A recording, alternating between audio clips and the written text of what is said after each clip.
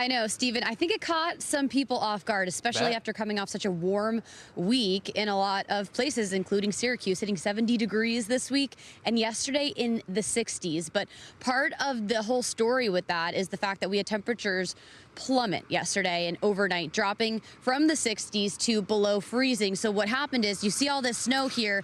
Underneath the snow is a layer of ice because we had freezing overnight. So not only is the active snow causing dangerous conditions on the roads, but it's icy out there in some areas. I want to show you how much snow we've got right where we are in Salina. We're looking at right around 4 inches of snow, but it just tells you that you don't need a foot of snow for it to cause some problems. We've seen treacherous conditions on the roads. When you take a look at these roads here, obviously things are looking a little bit better. The snow has lightened up just a bit, but I just saw a plow pass through and you already see that snow not really going anywhere. We've got a coating of it, so people are taking it slow.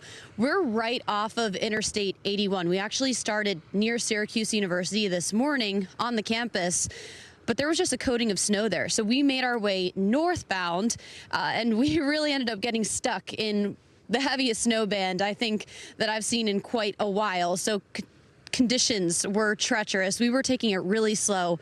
Most cars had their safeties on. People were driving maybe around 10 miles per hour or less.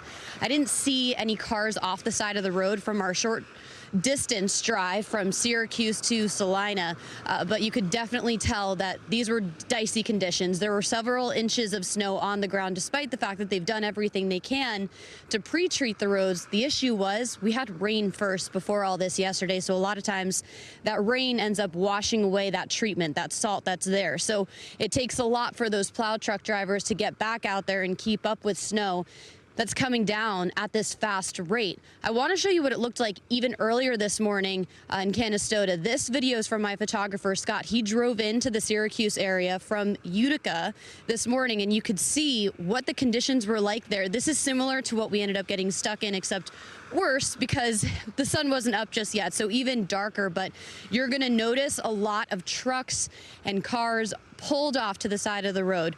So definitely dangerous conditions. I know there are speed restrictions on a lot of major highways where we are right now. Central New York really is seeing dozens of school closures and delays, and you can see why, Stephen. It is dicey out there.